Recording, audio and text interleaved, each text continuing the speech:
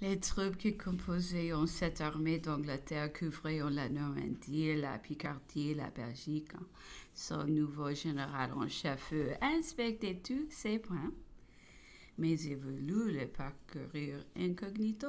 C'est que mystérieuse, inquiétant, doutant plus l'ennemi et masquant davantage les préparatifs du midi.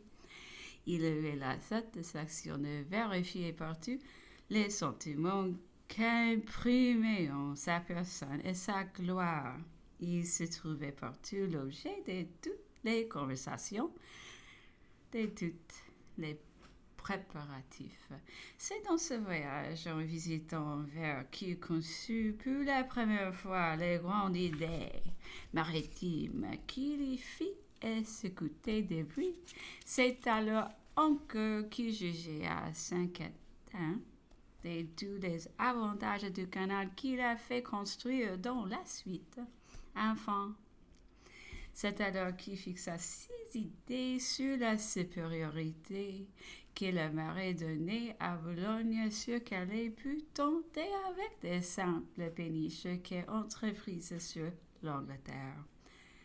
Les principes de la politique qui réglaient la République avion étaient déterminés à Campo Formio. Le territoire y était étranger.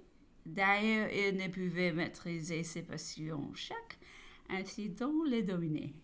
La Suisse fournit les premiers exemples.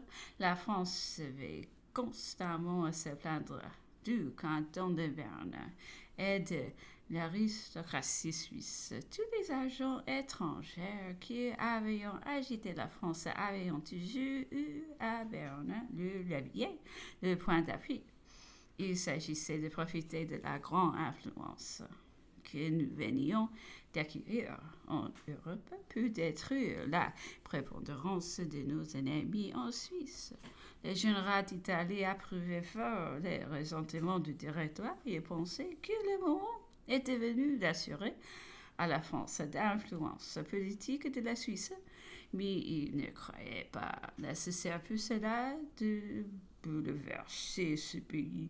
Il fallait plus se conformer à la politique adoptée, arriver à son but avec le moins de changements possibles.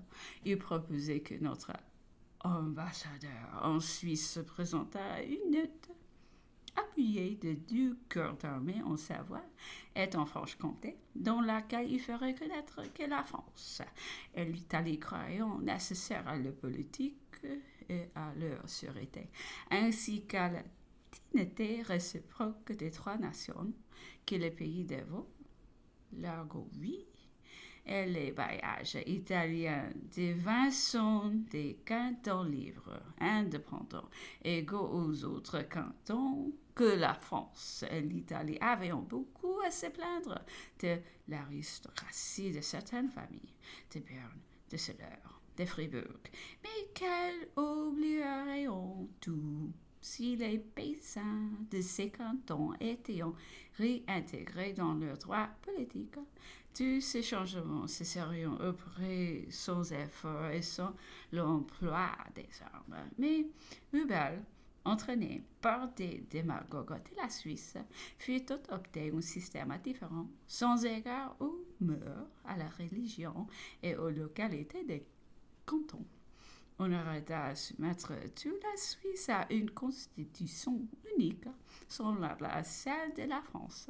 Les petits cantons s'irriteront de perdre leur liberté. Toute la Suisse se souleva à l'aspect d'un bouleversement qui forçait tous les intérêts allumés. Toutes les passions ont couru aux armes. Il fallut faire entrer nos troupes et conquérir tout le pays.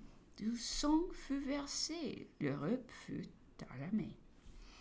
D'un côté, cette misérable cure de Rome, par une suite de vertiges qui la caractérisait, aigrie plutôt que corrigée par le traité de Tolentino, continuait donc son système d'aversion de faute contre la France, dans l'espoir de comprimer dans son sein les amis de la France. Ce cabinet de faibles vieillards, son sagesse se fit fomenter toutes les opinions contraires. Il se mit en querelle avec la République cisalpine. Il eut l'imprudence de mettre le général autrichien Provera à la tête de ses troupes. Il cita son propre parti de toutes les manières. Il y eut tumulte. Le jeune Dufaux, général de la plus belle espérance, qui se trouvait à Rome comme voyageur, fut massacré à la porte de l'ambassadeur de France cherchant à empêcher le désordre, et l'ambassadeur français, Joseph Frère du général, se retira à Florence. Napoléon consulté répondit par son adage accoutumé que ce n'était point à un incident à gouverneur la politique, mais bien à la politique à gouverneur les incidents. Que quelque heure que cette inepte cour de Rome, les partis à prendre vis-à-vis d'elle demeurait toujours une fort grande question, qu'il fallait la corriger, mais non pas la détruire, qu'en renversant le pape et révolutionnant Rome, on aurait infailliblement la guerre avec Naples, ce qui faillit sur toute chose évitée, qui faillit ordonner à notre ambassadeur de retourner à Rome, demander un exemple des coupables, exiger qu'une ambassade extraordinaire vint faire des excuses au Luxembourg, faire sortir Provera, mettre à la tête des affaires les prélats les plus modérés et forcer le pape à conclure un concordat avec la République cisalpine, afin que, pour toutes ces mesures réunies, Rome tranquille ne peut plus avoir part aux affaires. Que ce concordat avec la Cisalpine aurait le plus l'avantage de préparer de loin les esprits en France à une pareille mesure. Mais le réveilleur, entouré de ses philanthropes, fit décider qu'on marcherait contre le pape. Les temps étaient venus, disait-il, de faire disparaître cette idole. Le mot d'ailleurs de République romaine suffisait pour transporter toutes les imaginations ardentes de la Révolution. Les généraux français avaient été trop circonspects dans le temps, et si on avait des querelles aujourd'hui avec le pape, c'était uniquement sa faute. Mais peut-être avait-il ses vues particulières. En effet, ses formes civiles, ses ménagements vis-à-vis du pape, sa généreuse compassion, peu des prêtres déportés avaient dans le temps fortement frappé les esprits en France. Quant à la crainte que la révolution de Rome n'entraîna la guerre avec Napoléon, on la traita de subtilité. Nous avions nous-mêmes une partie nombreuse à Naples, et nous ne devions rien craindre d'une puissance de troisième ordre. Berthier reçut donc l'ordre d'allier avec une armée saisir Rome et d'y établir la République romaine, ce qui fut exécuté. On établit à Rome 3 consuls pour exercer le pouvoir. Un Sénat et un tribunal composeront la législature.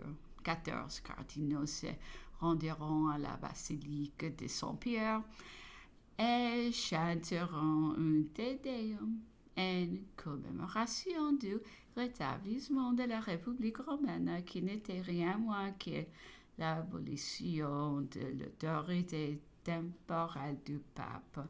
Mais le peuple, enivré au moment de l'idée de l'indépendance, entraîna la plus grande partie du clergé. Cependant, la main qui avait jusque-là retenu les officiers et les administrations de l'armée n'y était plus. On se livra dans Rome aux dernières dilapidations, gaspilla tout le mobilier du Vatican. On saisit partout les tableaux et les objets rares.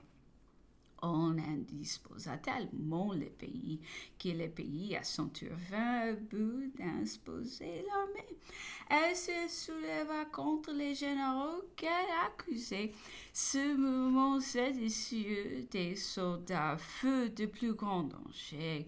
On eut beaucoup de peine à les contenir. On croit avec raison qu'ils feront exciter par des agents